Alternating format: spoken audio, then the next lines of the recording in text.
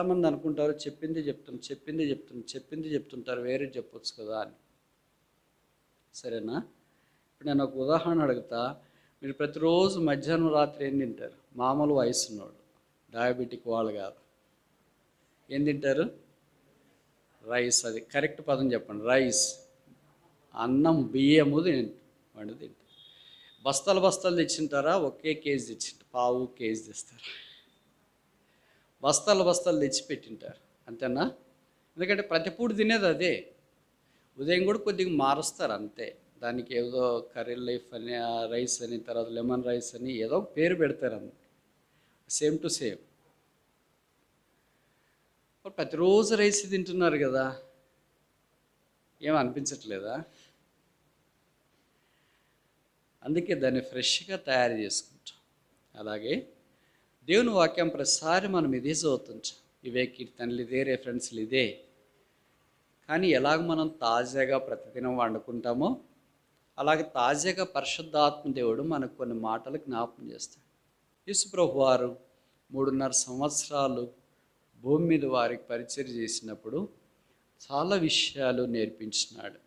దాంట్లో స్థూలంగా ఒక సందేశం వారికి ఇచ్చినాడు. అది జీవితంలో ఏనాడు మరచిపోలేని సందేశం. ఏంటా సందేశము, ఏంటా వర్తమానము అని అంటే 3.5 సంవత్సరాలు ఒకటే ఒక మాట. ఏంటది? ఇక్కడ చదివారు, you can do nothing without మీ. నాకు వేరుగా ఉండే మీరేమియు. ఇది ఆయన ఇచ్చిన సందేశం. 3.5 సంవత్సరాల్లో శిష్యులు ఏమనుకున్నారంటే, నువ్వు లేకపోయినా మేము ఏమైనా చేయగలము. చేపలు పట్టగలము, దయాలు వెళ్ళగొట్టగలము, రొట్టెలు చేపలు పంచగలము, ఇంక ఇలాంటివి చాలా చాలా అనుకున్నారు. కనుక we can do something without you. అది వాళ్ళ క్యాప్షన్. ప్రభు ఇచ్చిన క్యాప్షన్ ఏంటంటే, యూ కెన్ డూ నథింగ్. నాకు వేరుగా ఉండి మీరు ఏమియు. ఈ సందేశం ఇప్పుడు మనకు కూడా అక్షరాలా వర్తిస్తుంది. మనం కూడా అనుకుంటాం, ప్రభు లేకుండా కొంత చేయగలము అని అనుకుంటాం, కొంత చేసినాం కదా అని అనుకుంటాం. సంఘముగా, కుటుంబముగా, వ్యక్తిగతంగా ఒక క్రైస్తవుడు క్రీస్తుకి వెలపట ఏమి చేయజాలడు, చేయలేడు. చేసినది నిష్ఫలం, వ్యర్థం. దాంట్లో మరణం, శాపం ఉంటుంది.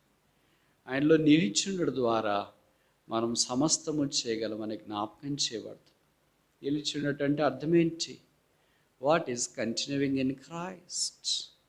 క్రీస్తులో నిలిచుండట, ఎడతెక్కకుండుట అంటే అర్థమేంటి? మీరు అనుమతిస్తే ఒక 5 వచనాలు మీ గమనానికి నేను తీసుకురావాలని కోరుతున్నాను. ఇవన్నీ మీకు పరిచయమే, మరలా జ్ఞాపకం చేసుకున్నట్టు ఆ వాక్యం మనకు అవసరం.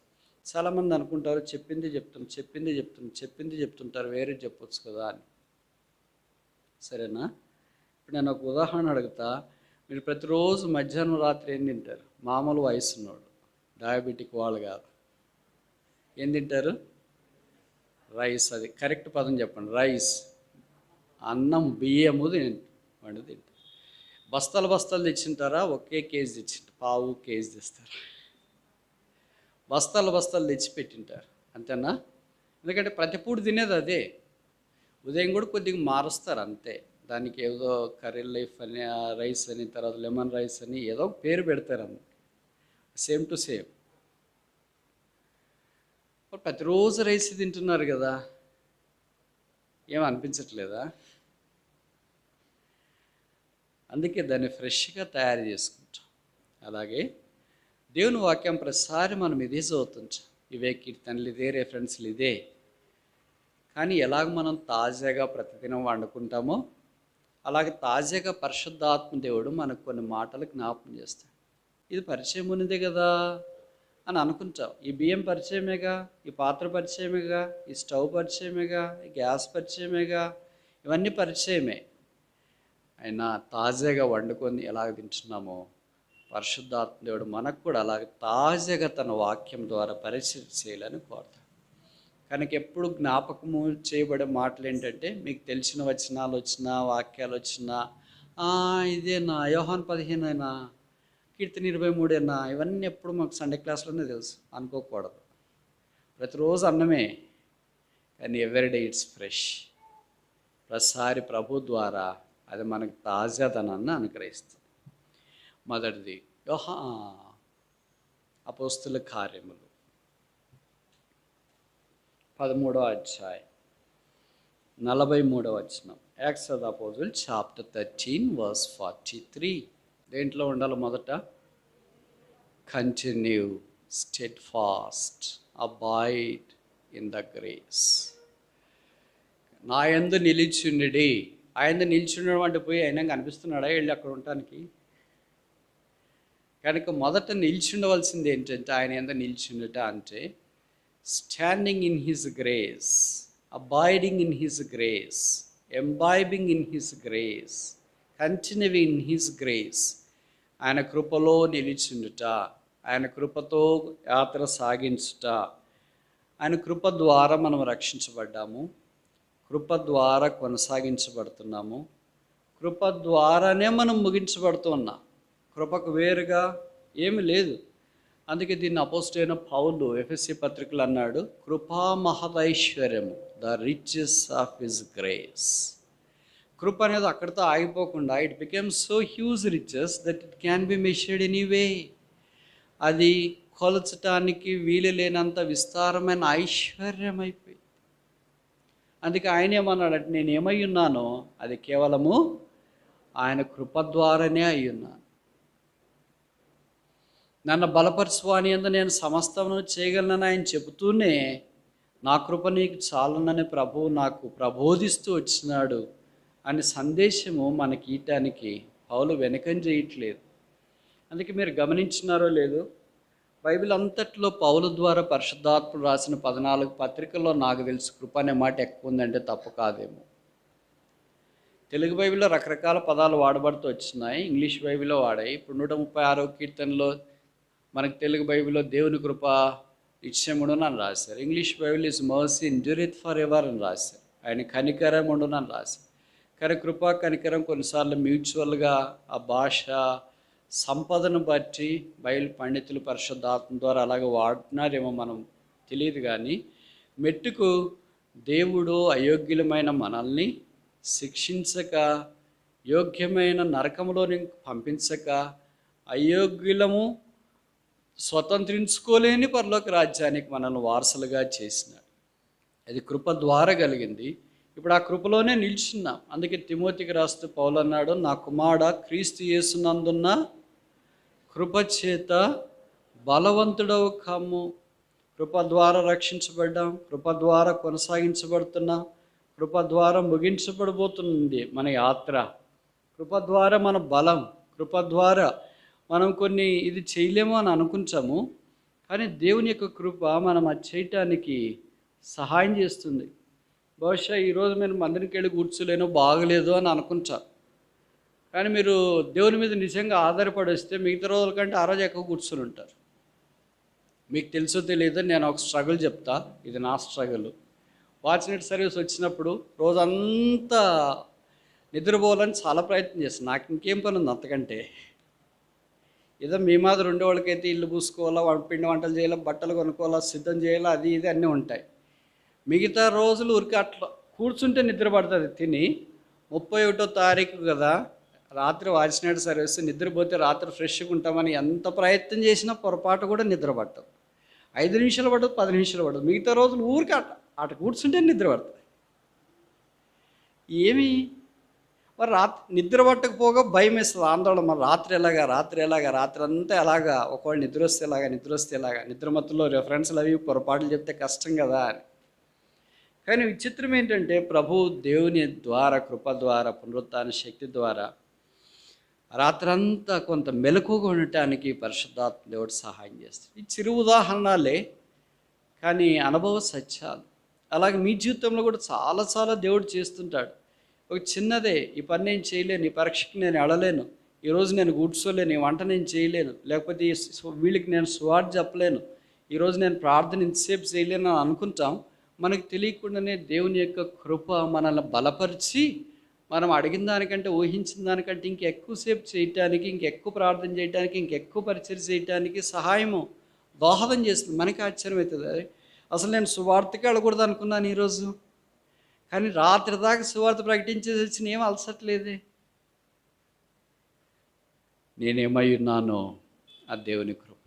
ఇంకా ఈ కృపలోనికి ఎవరైనా రాకుండా ఉంటే ఈ మధ్యాహ్నం ప్రభు బల దగ్గర ప్రవేశించక మునుపు జ్ఞాపకం చేస్తున్నాం. దేవుని కృపను నిరర్థకంగా ఎంచొద్దు, వ్యర్థంగా తలంచొద్దు, దాన్ని ఫ్రస్ట్రేట్ చేయడానికి ప్రయత్నం చేయొద్దు. ఆయన కరణగల చేతులు ఇంకా నీ కొరకే చాపబడి ఉన్నాయి. మీరు యవనస్తులే కావచ్చు, పెద్దోళ్ళే కావచ్చు, పరిచయమైనోళ్ళే కావచ్చు, బైబిల్ తెలుసు, వాక్యం తెలుసు, మందిరానికి వస్తుండొచ్చు, సేవకుల పిల్లలే కావచ్చు, ఎల్డర్స్ పిల్లలే కావచ్చు, లేకపోతే ఎవరు మీకు బ్యాక్గ్రౌండ్ ఉన్న వాళ్ళకి బ్యాక్గ్రౌండ్ ఎవరు లేరేమో, మీకు ఏ పరిస్థితి అయినా పర్వాలేదు. బైబిల్ సెలవిస్తుంది మనుష్యుడు పాపి. బైబిల్ సెలవిస్తుంది ఆ మనుషుడు పాపంలోనే చనిపోతే పాతాళం ఉందని. బైబిల్ సెలవిస్తుంది ఆ మనుషుడు పాపంలో చనిపోకుండా పరిశుద్ధపరచబడి రక్షణ పొందవచ్చని. బైబిల్ సెలవిస్తుంది ఆ రక్షణ పొందటానికి యేసుప్రభు ఒక్కటే మార్గం అని. యేసుక్రీస్తే నిజమైన లోక రక్షకుడు అని యోహాను సువార్త 4వ అధ్యాయంలో ప్రస్తావించబడింది. మీరు ఎవరైనా ఎక్కడున్నా సరే, ఎలాంటి వాళ్ళైనా సరే, ఎంత చదువున్నా చదువు లేకపోయినా, ఉద్యోగం ఉన్నా లేకపోయినా, డబ్బున్నా లేకపోయినా, అందం ఉన్నా లేకపోయినా, ఆరోగ్యం ఉన్నా లేకపోయినా, స్థానం ఉన్నా లేకపోయినా, ఊరున్నా లేకపోయినా, ఇల్లున్నా లేకపోయినా, అందం ఉన్నా లేకపోయినా, ఏ పరిస్థితి ఉన్నా లేకపోయినా రక్షణ చాలా అవసరం, పాపక్షమాపణ చాలా అవసరం. ఒకవేళ ఈ లోకాన్ని యేసుప్రభుని ఎరగకుండా విడిచిపెడితే పాతాళం ఉంది, వేదనకరమైన స్థలం ఉంది. అసలు అలాంటిది ఎప్పుడో ఒకసారి ఊహించుకుంటేనే ఒళ్ళు జలధరిస్తాయి. గూజ్ వంప్స్ అంటాం కదా, డెవలప్ అవుతుంది. ఒకవేళ చనిపోతే యేసుప్రభుని ఎరగకుండా ఇక్కడ నీ శరీరము పొరగలు పట్టేదే కాగదు. ఈ శరీరం సంగతి వదిలి మరి నీ దయచేయబడిన నీ ఆత్మ ప్రాణం దేవుడి దగ్గరికి వెళుతుంది. అక్కడ అగ్ని ఆరదు, పురుగు చావదు. ఇక్కడ ఫ్యాన్ లేకపోతే ఉండలేవు, ఓ పూట భోజనం లేకపోతే ఉండలేవు, కూల్ డ్రింకులు లేకపోతే ఉండలేవు, బిర్యానీ లేకపోతే ఉండలేవు. ఇవేం లేకుండా ఉండలేని నీవు ఒకవేళ యేసుని అంగీకరించకుండా నిరాకరిస్తే పాతాళానికి వెళుతుంటే అగ్ని ఆరదు, పురుగు చావదు దగ్గర ఎన్ని రోజులని ఉంటావు? అక్కడ చీకటి ఏం లేదు కదా. అంటే నేను ఈ మాట చెప్తున్నా, మీరు అనొచ్చు అక్కడ ఉండేదే చీకటి కదా అని. అక్కడ చీకటే ఉండేది, వెలుగే లేదు. వెలుగే లేకపోతే మరి అగ్ని వస్తుంది కదా, అగ్ని వస్తే వెలుగు ఉండాలి కదా, మంట ఉన్నప్పుడు వెలుగు ఉండాలి కదా. కానీ ఇది ఒక ప్రత్యేకమైన ప్రాంతము. ఈ ప్రాంతం పేరు ఏంటంటే వేదనకరమైన స్థలము. అక్కడ అగ్ని ఉంటుంది కానీ వెలుతురు ఉండదు, మంటలు ఉంటాయి కానీ కనపడవు. కానీ ఈ మంటలకు కాల్చే శక్తి ఉంది, ఈ మంటలు కీడు చేసే శక్తి ఉంది. లాజరు ఈడుస్తున్నట్లు, అంటే వేదన పడుతున్నట్లు, ప్రయాసపడుతున్నట్లు, వేదనకరమైన స్థలంలోని కింద వాళ్ళు నా సహోదరులు రాకూడదని అబ్రహాముకు మొరపెడుతున్నట్లు లూకాసు వార్త 16వ అధ్యాయంలో మనం చూస్తాం. ఈ లోకము యొక్క బీభోత్సవమైన పరిస్థితి చూస్తున్నా. నీ కలలు భంగమైనాయి, కుటుంబము గల్లంతైపోయింది, ఆశలు నిర్వీర్యమైపోయినాయి, జీవితంలో ఎక్కడికి వెళ్ళాలో దిక్కుతోచని పరిస్థితి వచ్చినది. దేవుడు ఎక్కడనే నీకు ఇప్పుడు కూర్చొని ఆలోచించే అవకాశం వచ్చింది. బయటికి పోతే ఉద్యోగం లేదు, లోపల ఉంటే భోజనం లేదు, బయటికి వెళితే పట్టించుకునేవారు లేరు, లోపల ఉంటే పరామర్శించేవాళ్ళు లేరు. ఎక్కడికి వెళ్ళాలా? కట్టకట్ట. ఇదేమి శ్రమ, మానవ చరిత్ర భవిష్యత్ ఇంత ఘోరకాలు ఎప్పుడు చూడలేదేమో. అంత సాంకేతిక పరిజ్ఞానం ఉంది, టెక్నాలజికల్ రిచెస్ ఉన్నాయి, చేతిలోనే ప్రపంచమంతా ఇమిడిపోయే స్మార్ట్ ఫోన్లు ఉన్నాయి, అటు ఇటు వేగంగా మెసేజ్లు పంపించడానికి వాట్సాప్ లాంటి గ్రూపులు ఉన్నాయి, పాశ్చాత్య దేశాల్లో నుండి వీడియో కాన్ఫరెన్స్ ద్వారా నీకున్న రోగానికి మందులు కనిపెట్టి చేసే శక్తి ఉంది. ఇవన్నీ ఉన్నా కూడా మనుషుడు అభద్రతా భావంతో ఉన్నాడు. రోగం అంటే భయము, అనారోగ్యం అంటే భయము, ఏమి చిన్న జలుబు చేసినా భయం, దగ్గినంత భయం, తుమ్మినా భయం. ఎందుకు మరి ఇంత భయం వచ్చింది? ఏమైంది నీ టెక్నాలజీ, ఏమైంది నీ డబ్బు, ఏమైంది నీకున్నదంతా? ఇవన్నీ నీ భయాన్ని తీసివేయలేవని ఇప్పుడు నీకు అర్థమైందా?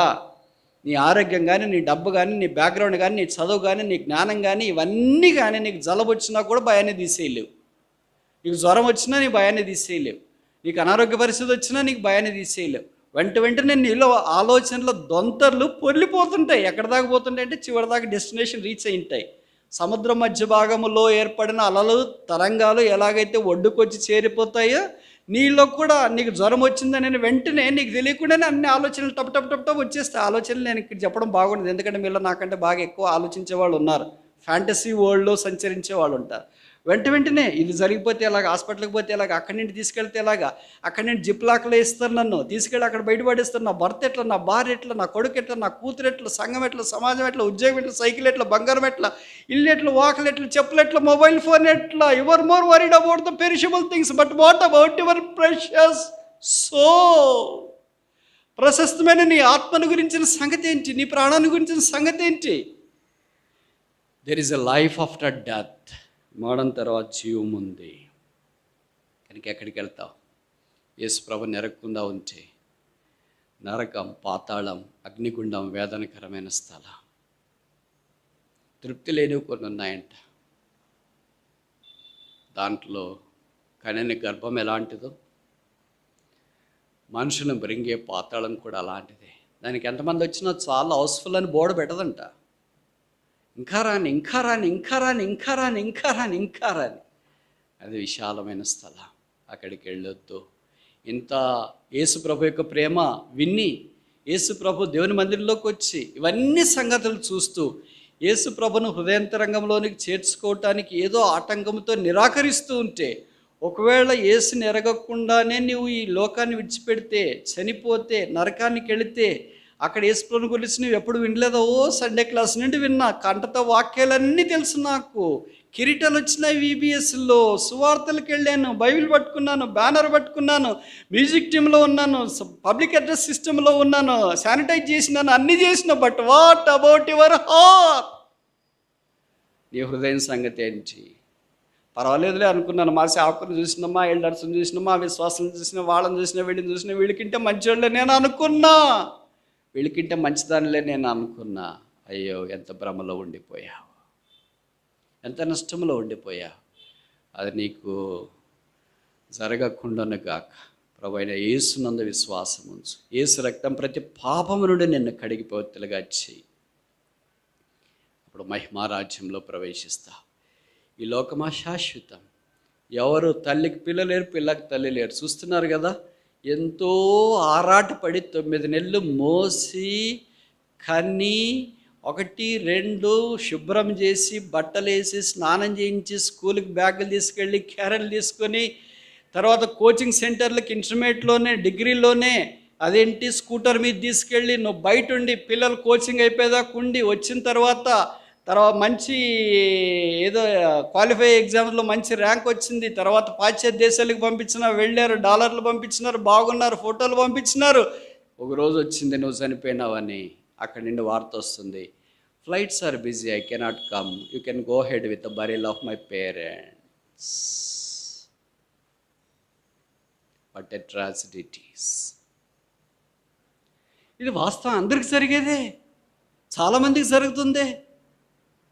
ఎంతో అల్లార ముద్దగా ఎత్తుకొని తిరిగిన నా కొడుకని చూసిన, నా కూతురని చూసిన, పైకి ఎక్కించి గోడ మీద కూర్చోబెట్టి, అన్నం తిరిగిపోతే కోతి పోతుంది, కుక్క పోతుంది, అంకులు పోతున్నాడు, అంటి పోతుంది, మేక పోతుంది, గోటు పోతుంది, స్కై పోతుంది, ఫ్లైట్ పోతుందని అన్నం నీ చేతుల్లోనే గోరు ముద్దలు తినిపించిన.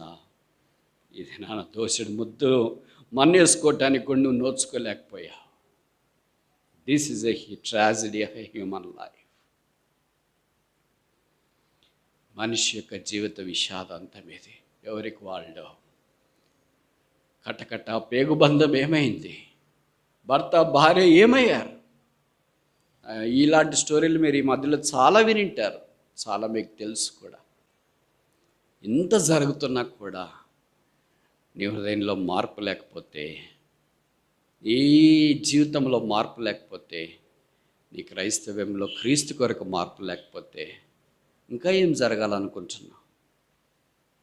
ఇంకా ఏ చెడు జరిగితే నువ్వు మారుతావు? వద్దు. This is too much, this unbearable. ఇప్పుడు భరించలేము. మానవ జాతి యావత్తు నిప్పుల మీద ఉన్నట్లుగా ఉంది. ఇంకెంత భరిస్తా? ప్రభువా, నీ ఉగ్రత భరించలేము, నీ కోపం మేము చూస్తూ ఉండలేము. ఇక మా చేత కాదు, మేము మట్టి వారమని మరలా మమ్మల్ని జ్ఞాపకం చేసుకుని, గాలి బుడగలం, ఆవిరైపోయే బుడగలం, ఇట్లే ఎండిపోయే పువ్వులం, గడ్డి పోచలం. నీ కోపాగ్నికి మేము ఎలాగ నిలబడగలం? తాళలేం.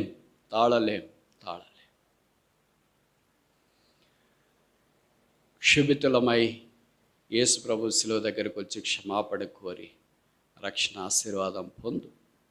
రక్షించబడ్డ మనం కూడా కృపకు వెలపట్టి నిలబడ్డామేమో, కృపలో నిలిచుంటానికి ప్రయత్నం చేస్తా. నా యందు నిలిచుండడి, అబాయిడ్ ఇన్ మీ. ప్రభా, పరిస్థితులు ఏం జరిగినా ఎవరిని చూస్తాం? ఏ నాయకుడిని చూస్తాం? ఏ అధికారం చూస్తాం? ఏ గొప్పవారిని చూస్తాం? ఏ వ్యాపారం చూస్తాం? ఏ అందాలు చూస్తాం? ఏ అందహీనతను చూస్తాం? ఏ ప్రాంతం చూస్తాం? ఆకాశం చూస్తామా? భూమి చూస్తామా? గాలి చూస్తామా? పంచభూతాలు చూస్తాం? ఏమి చూస్తామో? ఒక్క శిలువ మీద వేయబడిన యేసు రక్షకుడు తప్ప భూమికి నిరీక్షణ లేదు. There is no hope for the world apart from the cross of Jesus Christ. And Christ is the hope of this world. లోకానికి క్రీస్తే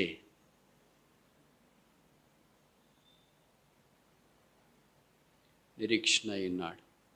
ఆ నిరీక్షణ మేము ప్రకటిస్తున్నాం. అదే ఈ బల్ల మనకు జ్ఞాపకం చేస్తుంది. ఇక ప్రభు అన్నాడు, నా యందు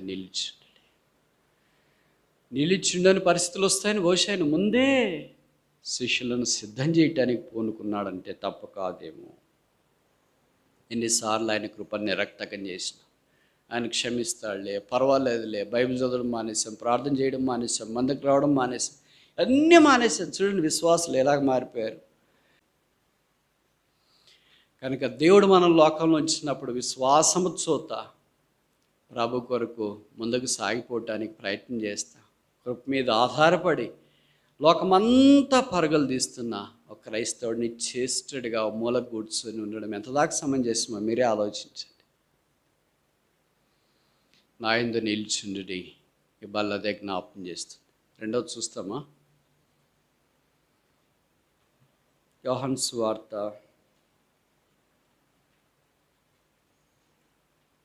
8వ అధ్యాయం 31. John chapter 8 verse 31. నా వాక్యమందు నా యందు నిలిచి ఉండడి అంటే పర్సనల్గా ఉండలేం కదా, అందుకని దేని మీద నిలిచి ఉండాలని ఆయన మనకు జ్ఞాపకం చేసినాడు. వాక్యంను ఆధారం చేసుకుని 5 విషయాలు మనం చూడటానికి కొనుక్కున్నాం. మొదటిది ఏంటి? ఆయన కృప. Abide in his grace, continue in his grace, be in his grace. ఆయన కృపలో నిలిచిండుడి. రెండవది ఏంటి?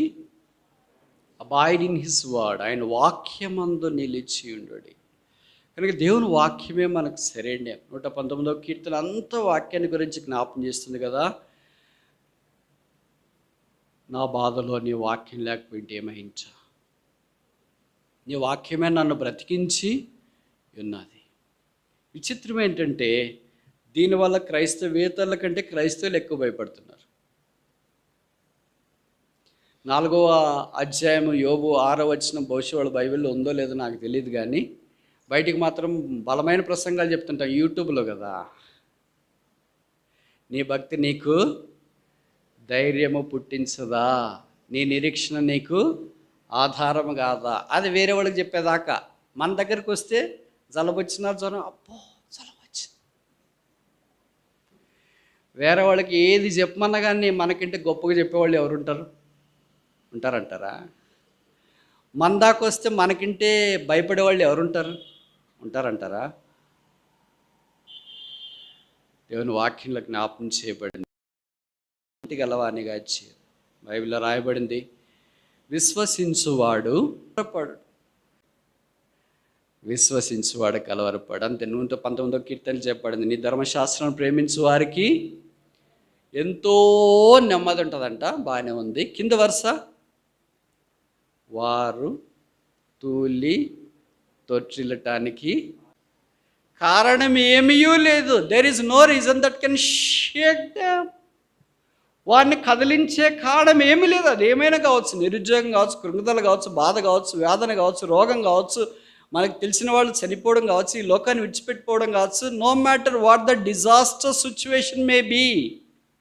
అందుకే రోమపత్రిక 8వ అధ్యాయంలో పౌలు రాస్తున్నాడు కదా, there is nothing that separates us from the love of Christ. క్రీస్తు ప్రేమ నుండి మనల్ని ఏది ఎడబాపనేది. మనమేమనుకుంటాం, అంత లేదు, దాన్ని లాగను కూడా లాగటానికి ప్రవాహ కృపా వర్షం, ప్రేమ వర్షం, శిలువ వర్షము, రక్తపు వర్షము దీంట్లో నుండి మనల్ని ఎవరు బయటికి తీసుకొని రాగలరు? ఎన్నిసార్లు నిరుత్సాహపడ్డా, ఎన్నిసార్లు ఓడిపోయి, ఎన్నిసార్లు కృంగిపోయాం. వాక్యం ఏం చదవడంలే, వాక్యం ఏం వింటాంలే అని ఎంత డీలపడిపోయారు విశ్వాసులు అని అంటే చెప్పలేనంతగా నిరుత్సాహంలోనికి విశ్వాస లోకము కృంగిపోయింది. నా ప్రాణమా, ఏల నీవు కృంగి ఉన్నావు, దేవుని యందు నిరీక్షణ ఉంచు. కనుక మన నిరీక్షణ యేసు ప్రభువే, మన నిరీక్షణ రాబోతున్న పరమరక్షకుడే. ఆయన కొరకు కనిపెట్టుకొని మనం ఉండవలసిన వారమై ఉన్నాం. కనుక పరిస్థితులు ఏమైనా రెండోది జ్ఞాపం చేసుకోవాలా, we have to avoid in the word of God. దేవుని వాక్యం ఖచ్చితం. మనుషులు మారవచ్చు, పరిస్థితులు మారవచ్చు, అయితే రోగాలు మార, ఇవన్నీ ఏమైనా మారవచ్చు. బైబిల్లో రాయబడింది, O Lord thy word is settled in heaven. ఈ వాక్యము ఆకాశమందు నిత్యము నిలకడగా ఉన్నది. మత్తయి 4:4 చెప్పబడింది, మనుషుల రొట్టె వలన మాత్రమే కాక దేవుని నోటి నుండి వచ్చు ప్రతి మాట వలన భూమి ఆకాశం గతించిపోయినా నా వాక్యంలో ఒక్క సున్న, ఒక్క పళ్ళు, ఒక్క కామ, ఒక ఫుల్ స్టాప్ కూడా గతించు. ఆయన అబద్ధం ఆడనేరని దేవుడు చెప్పిన మాటలు ఇవి. అలాగే దేవుని వాక్యం మీద ఆధారపడాలి. ఎన్నిసార్లు ఆధారపడలేదు, ఎన్నిసార్లు వాక్యం మూసేసినా, ఎన్నిసార్లు పర్వాలేదులే అనుకున్నా, మరి బలలో ఎలాగ పాల్పొందాలి? ఎన్నిసార్లు కృపకు దూరం అయిపోయినాం, ఎన్నిసార్లు దేవుని యొక్క వాక్యాన్ని పట్టించుకోకుండా జీవిస్తూ వచ్చినా, నా యందు నిలిచిండు అంటే ఉన్నామా? నా యందు మీరు నిలిచింటే నేను మీ అందు నిలిచిస్తే అప్పుడు మీరు బహుగా ఫలిస్తారండి. We cannot bring forth any fruit for you, నీ కొరకు ఏ ఫలాలు మేము తీసుకొని రాలేము అన్నట్లుగా మనం ఉన్నామా? ప్రభు ప్రేమ, శిలువ ప్రేమ మరలా మన దగ్గరికి వస్తుంది. అందుకని శిలువ రక్తం ద్వారా కడగబడి పతన స్థితి నుండి తిరిగి మార్చబడాలని దేవుని యొక్క ఉద్దేశం. నా యందు నిలిచింది, అబాయిడ్ ఇన్ మీ. మూడవది చూస్తామా, అపోస్తుల కార్యములు. దేంట్లో నిలకడగుండాలా? మూడవది ఏంటి? ఫెయిత్. మొదటిది ఏంటి? గ్రేస్, కృప. రెండవది ఏంటి? వర్డ్ ఆఫ్ గాడ్, దేవుని వాక్యం. మూడవది ఏంటి? విశ్వాసమందు నిలకడగా ఉండాలి. దీంట్లో మనకు అసలు నిలకడే ఉండదే. చంచలత్వం అంటే మనకి ఎంత ఇష్టమో పూటికి మారుతూ ఉంటాం. ఒక్కొక్క పూట ఒక్కొక్క రకం. ఉదయం ఒక పూట ఉంటాం, మధ్యాహ్నం ఒక రకంగా ఉంటాం, సాయంకాలం ఒక రకం. ఊసరవల్లి మాదిరి ఉంటాం. మనమే మూడు రకాలు. బయట వాళ్ళు అంటుంటాం ఊసరవల్లి మాదిరి ఉన్నారు. మనమే మార్నింగ్ టిఫిన్ చేసినప్పుడు ఫుల్ జోష్లో ఉంటాం, ఇంకా ప్రభు కొరకు జీవిస్తాం అన్నట్లు. మన గురించి ఎంత తక్కువ చెప్తే అంత మంచిది. ఆదివారం ప్రభు సన్నిధికి వచ్చినాడు, వాక్యం ద్వారా ప్రోత్సహించమన్నప్పుడు, అబ్బా ఇంకా చూసుకో రేపు సోమవారం నుండి అంటే సాతాను కూడా అంటారు, రేపు చూసుకో సోమవారం నుండి అని. ఇలాగ ఎన్ని వారాలు పోయినాయి, ఎన్ని మాసాలు పోయినాయి, ఎన్ని సంవత్సరాలు పోయినాయి. విశ్వాసం అనేది అభ్యాసం ద్వారా అధికము చేయబడుతుంది. Not by theory but by practice. Faith has nothing to do with the theory. కనిపించేదాన్ని నమ్మితే విశ్వాసం ఏమైద్ది? ఇప్పుడు ఆ బస్సు వస్తుంది 12 గంటలకి, దానికి విశ్వాసం ఎందుకు? ఫ్లైట్ ఉంది 12 గంటలకు, విశ్వాసం ఏంటి? ట్రైన్ ఉంది 1 గంటకి, విశ్వాసం ఏంటి? అదృశ్యమైన సంగతులు ఉన్నవే నమ్మడమే విశ్వాసము. అది మనలో అంటే మీకు కోపం వస్తుందేమో, మీరు మాత్రం ఖచ్చితంగా దాన్ని ఫాలో అవుతుంటారు, నేను తప్ప. పర్వాలేదు, నాకు కన్నీళ్ళు వద్దు, కష్టాలు వద్దు, ఈ రెండు కలుపుకొని నా ప్లేట్లో తినలేను. ఇప్పటికే చాలా కాలం నుండి తింటున్నా, ఎగిటైపోయింది, ఇంకా నా చేత కాదు. కానీ విశ్వాసం చివరిదాకా. మీకు తెలుసో తెలియదో? తెలుసుగా.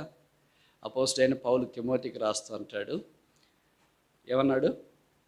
నేను విశ్వాసమును కాపాడుకొంటిని, నా పరుగు కడ. కనుక విశ్వాసం ఎక్కడి దాకా వస్తుంది? ఈరోజు దాకా కాదు, పరీక్షల దాకే కాదు, రిజల్ట్స్ దాకా కాదు, ఉద్యోగం దాకా కాదు, పెళ్ళైన దాకా కాదు, పిల్లలైన దాకా కాదు, వెళ్ళి వస్తుంది. మధ్యలో ఎక్కడ వదిలేయటానికి వీల్లేదు. నీడని ఎక్కడ వదిలేస్తాం? ప్రాణాన్ని ఎక్కడ వదిలేస్తాం? కొద్దిసేపు ప్రాణమా ఇక్కడే ఉండి, నీడ కొద్దిసేపు ఇక్కడే ఉండి, కావాలంటే నేను వచ్చి తీసుకెళ్తామంటామా? అలాగే విశ్వాసం కూడా ప్రభు మీద ఆధారపడి విశ్వాసం. మన పితృల విశ్వాస వీళ్ళ చరిత్ర ఎబ్రీ పత్రిక 11వ అధ్యాయంలో ఉంది కదా. వాళ్ళని గురించి ఒకే ఒక మాట పర్లార్లా రాయబడింది. ఏంటన్నమాట? By faith, by faith, by faith. ఏబేలు విశ్వాసను బట్టి ఇక మిగతా విషయాలు ఏం చెప్పలేదు. ఏబేలు విధేయతను బట్టి, అనోకు విధేయతను బట్టి, తర్వాత ఇంకేంటి, నోహ విధేయతను బట్టి, అబ్రహాం విధేయతను బట్టి, ఇవి కూడా అవసరమే.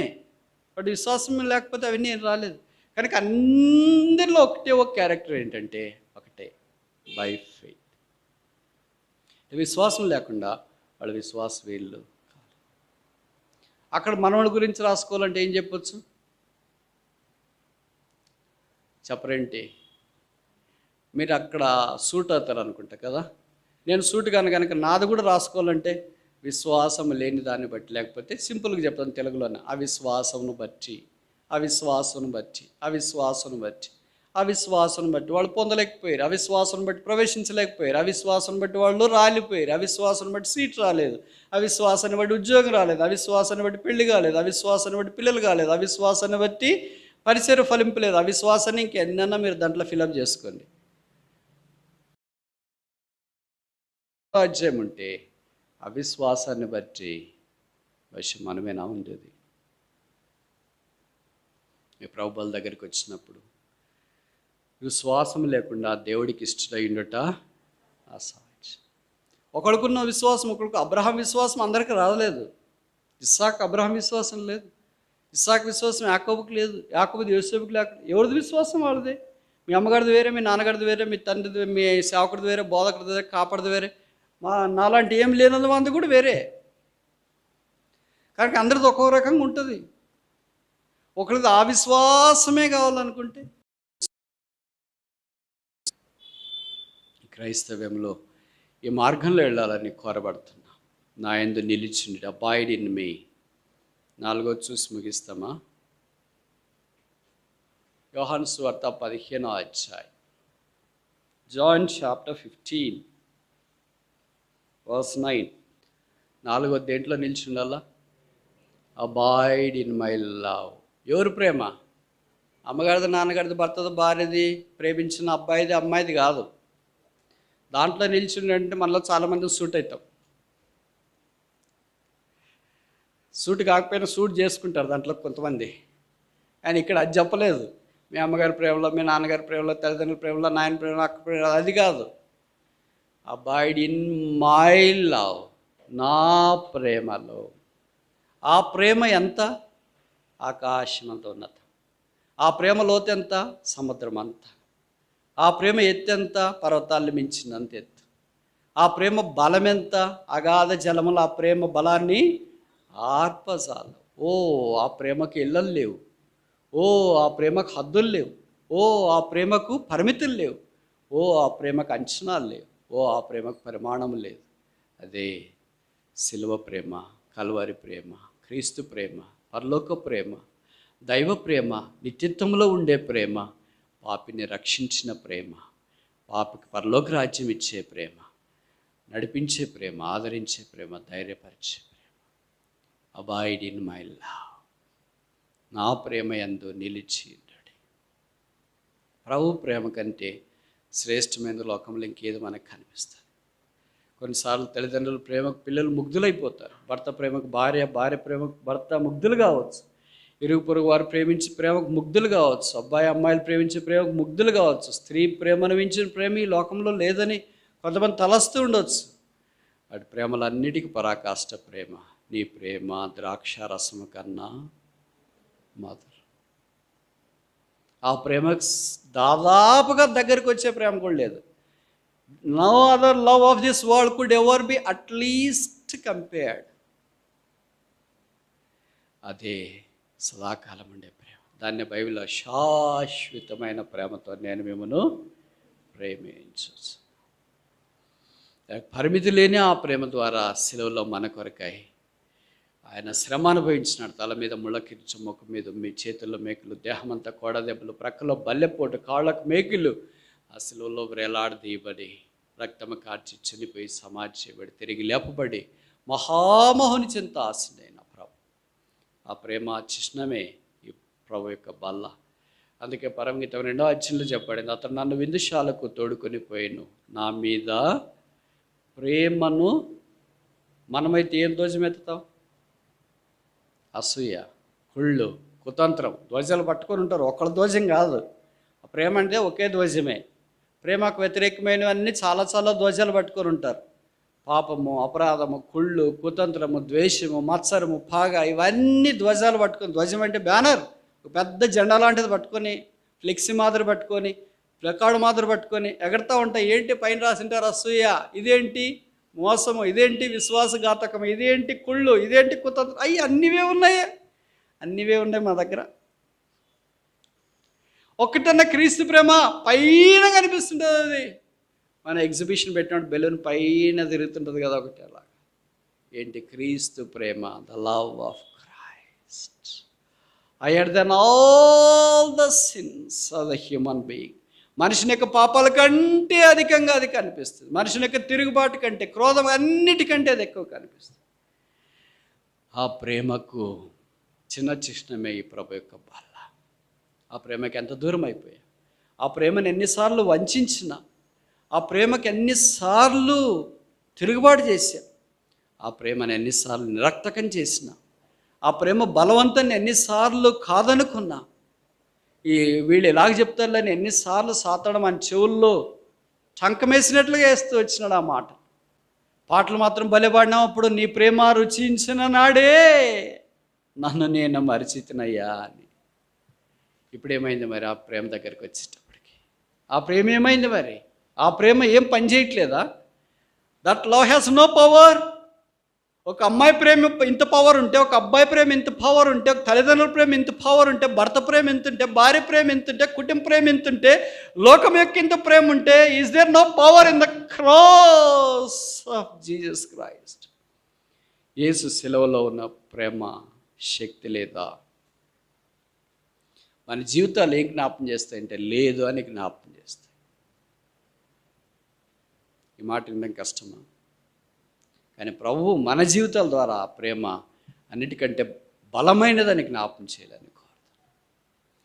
ఎక్కడ రకరకాల మనుషులు ఉన్నారు, వీళ్ళందరూ ఉన్నారు, వాళ్ళందరూ ఉంటారు చుట్టూ. ఎప్పుడు వాళ్ళు ఎక్కడ పోరు, వాళ్ళని తీసేసుకోలేము. గురుగులు చివరిదాకా కోతకాలం దాకా అలాగే ఉంటాయి. ఆ ముందే తీసేసి గోదలు కూడా పోతాయి. అందుకే ప్రభు గురుగులు తీసేయకుండా పెట్టింటాడు. ఒక చిన్న ఉదాహరణ చెప్పి నేను ముగించడానికి ప్రయత్నం చేస్తాను. మత్తయి సువార్త 21వ అధ్యాయం. యేసు ప్రభు దగ్గర 5 రకాలైన ప్రజలు ఉంటారు. వీళ్ళు ఎప్పుడు ఉంటారు. వాళ్ళని కాదని మనం పోలేము. కానీ ఆ 5 రకాల్లో మనం ఏంటైపోవు.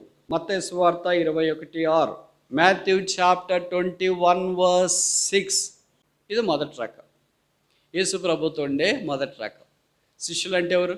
శిష్యులు అంటే చాలా నిర్వచనాలు ఉన్నాయి. దాంట్లోకి నిర్వచనం 5వ అధ్యాయం మత్తయి సువార్త మొదటి వచ్చిన చదవండి.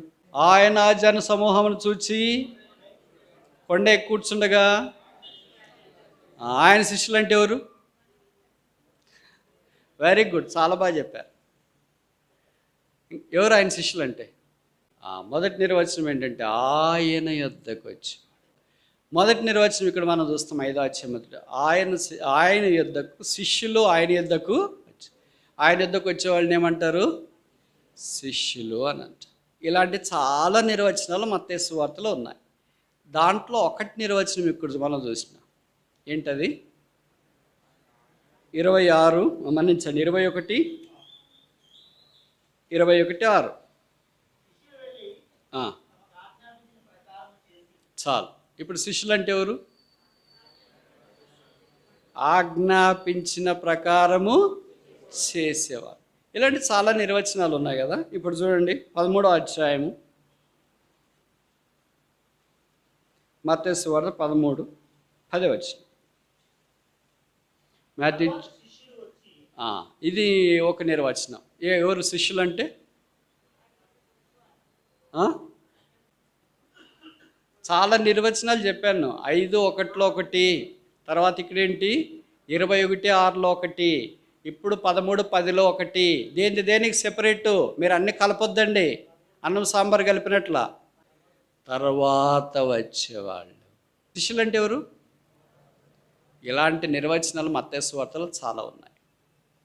ఇప్పుడు 21:6లో ఆయన ఆజ్ఞాపించినవన్నీ చేసేవాళ్ళు ఎవరు? శిష్యులు. ఇప్పుడు మన సంగతి ఏంటి? ఈ నిర్వచనాల వెలుగులో మనం ఎక్కడైనా ఫిట్ అవుతామా? మనమంటే మీరు అన్నిట్లో ఫిట్ అవుతారు అనుకుంటా. తర్వాత ఆయన వద్దకు వస్తారు, తర్వాత మొదటే ఆయన వద్దకు వచ్చింటారు. ఆయన ఆజ్ఞాపించినవన్నీ ఇదే యోహాను సువార్తలో యాంప్లిఫై చేసి కామెంటరీ రాశాడు విలియం బర్క్లీ మాదిరి. యోహాను 2లో ఏమని, మరియమ్మ చెప్పింది కదా, ఆయన మీతో చెప్పునది చేయడని శిష్యులకు చెప్పింది. కనుక ఆయన చెప్పి చేసేవాళ్ళు ఎవరు?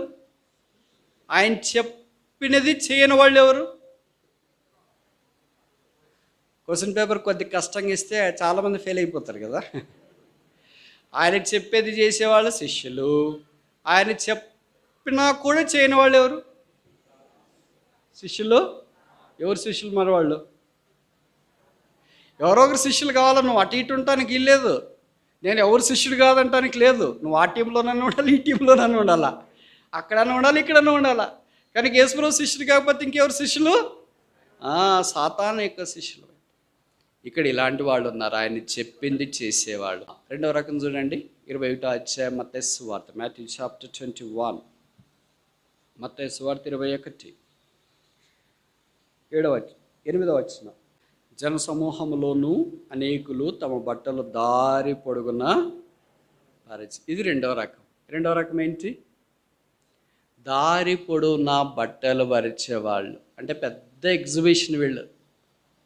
భక్తి భావము చెప్పనలుగారంత భక్తి. అయ్యో రండి అన్న, మీరన్నా, ఏముండదు ఇన్సైడ్. బెలూన్ మాత్రం అంతా ఎంటీ. బయటికి మాత్రం బర్త్డేలకు బెలూన్లు కట్టింటే ఇంత పెద్దవి, ఎర్రది తెల్లది, అది అబ్బా ఏముంది బర్త్డే అంటే మనం ఆడున్నప్పుడే టాప్ టాప్ టాప్ టాప్ అయ్యి ఏమైంది, బెలూన్లు పగిలినాయి లెక్క. అట్లా బట్టలు పరిసిగే వాళ్ళు కొంతమంది కనిపిస్తున్నారు. మూడో రకము కింద వరుస. కొందరు ఏం చేశారు? చెట్టు కొమ్మలు వాళ్ళని నరుక్కోలేదు, ఎవళ్ళో పెంచి నరికేసినారు. అంటే వేరే వాళ్ళ దాంట్లోకి రెడీగా ఉంటారు వీళ్ళు. మనకి ఇట్లాంటి వాళ్ళు ఆఫీస్లో కూడా కనిపిస్తారు. 2-3 ఉంటారు అనుకో, బాగా పనిచేసేవాళ్ళు. ఆఫీసర్ పిలిచి రేపట్లోగా ఇదంతా సాఫ్ట్ కాపీ తయారు చేయాలంటే సరే సార్ అంటారు వాళ్ళు ఎదురుగా. వచ్చి మనకేం చెప్పి, మేడం నా చేత కాదు మేడం, నాకు అస్సలు తెలియదు మేడం, ప్రోగ్రామింగే తెలియదు, అంతా మీరు చేయాలి మేడం. మనం అందరం కలిసి సార్ దగ్గరికి, సరేలేండి సార్ అని. వీళ్ళు అమాయక గొర్రెలు కదా ఇవి. అన్నీ తయారు చేసి రాత్రి మగళ్ళు కష్టపడి ఫైల్ అని రెడీ చేస్తే, మేడం మీరు కొద్దిసేపు ఉన్నాను, సార్ బిజీగా ఉన్నాడు అని సాఫ్ట్ కాపీ తీసుకెళ్ళి ఒకడే పోయి ఇచ్చేసి వచ్చింటాడు. సార్ నేను తయారు చేసాను సార్. వాళ్ళందరూ ఎవరు రాలేదు సార్, అమ్మాయి రాలే, ఈ అబ్బాయి రాలే, అంతా నేనే చేశాను. వాడిని పిలుస్తున్నా అంటే, లేడు సార్ సీట్లో ఉంటే నేను ఎందుకు వస్తాను సార్. ఇక్కడ యాక్చువల్గా చేసింది వీళ్ళు, కష్టపడింది వీళ్ళు, కానీ పేరెవరికి? పైపెచ్చిని పేరు తెచ్చుకునేది కాకుండా వాళ్ళకి చెడ్డ పేరు తెచ్చింటాడు. తర్వాత మా సార్ వాళ్ళని పిలిచి, ఏంటమ్మా ఏం పని చేయట్లేదు, సీట్లు లేదు సార్ మేమంత చేసి. అబద్ధాలు చెప్పొద్దండి, మీరు చేయకపోయినా కూడా అంత చేసామంటారు. అసలు ఆ సాఫ్ట్ కాపీ ఎవరు చేశారు? వాడు కష్టపడి తీసుకుని వచ్చాడు రాత్రి మగవాళ్ళు. పాపం ఎవరికి 4 అటు ఇటు తిరిగేస్తున్నారు, ఏం లాభం లేదు. ఇట్లా మీ సీట్లు మారసాది ఇదని మెమోలు ఇస్తారు. చేసింది వీళ్ళు, తిట్లు తినేది వీళ్ళు, ఘనత తెచ్చింది. చెట్లు కొమ్మలు నరికే వాళ్ళు కూడా అలాగే ఉంటారు. గొడ్డలు ఎవరిదో చెట్లు ఎవరువో నరికేసినారు, వాళ్ళు పరిచారు. అయ్యా ఎస్. ఇది 3వ టైపు. 4వ టైప్ చూడండి, టైప్ 4, 21వ అధ్యాయము 9వ వచనం ఆఖరి వరుస. ఆ జన సమూహములలో ఆయనకు ముందుగా వెళుచుండిన వారు వెనక వచ్చుచుండిన వారును కేకలు వేయిచుండేరు. ముందు కొంతమంది, వెనక కొంతమంది పోతున్నారు. వీళ్ళ పని ఏంటి? కేకలు వేసేది. వీళ్ళ శబ్దం అంటే వీళ్ళకి చాలా ఇష్టం. అంటే సౌండింగ్ బ్రదర్స్, ఫుల్ సౌండ్. వీళ్ళకి సౌండ్ పెడితేనే పని చేస్తుంటారు, లేకపోతే ఏం పని చేయదు. కేకలు మంచి కేకలే, వాళ్ళని చెడు కేకలే లేదు. దావీదు కుమారుడా జయము జయము జయము జయము జయము జయము అని కేకలేస్తారు. ఇది 4 రకాల ప్రజలు. మొదటి రకం ఎవరు? ఆయన చెప్పినట్లు చేసేవాడు. రెండవ రకం ఎవరు? దారి పొడవునా బట్టలు పరిచేవాడు. మూడవ రకం ఎవరు? కొమ్మలు నరికేవాడు. 4వ రకం ఎవరు? కేకలేసేవాడు. ఈ 4 రకాల ప్రజలే యేసు ప్రభుతో ఉంటే బహుశా మనకు అంత ప్రోత్సాహం ఉండదేమో. 5వ రకం ఉన్నారు, వాళ్ళ ద్వారా మనకు ప్రోత్సాహం. 21:5. 5వ గ్రూప్ ఎవరు? గాడిద పిల్ల, a silent carrier of Christ. No హంగామా, no WhatsApp, no Facebook, no social media, no publicity, nothing. కేకలు లేవు, చెట్లు లేవు, బట్టలు లేవు, ఏమీ పరిస్థితి లేదు. ఎలాగొస్తుంది? సాత్వికుడైన సియోన్ రాసుని ఎక్కించుకొని భారవాయి గాడిద పిల్ల సాత్వికంతో వస్తుంది. ఇది 5వ రకం. ప్రభువుల దగ్గరికి వెళ్ళక మునుపు 5 రకాల్లో మనం ఏ రకం?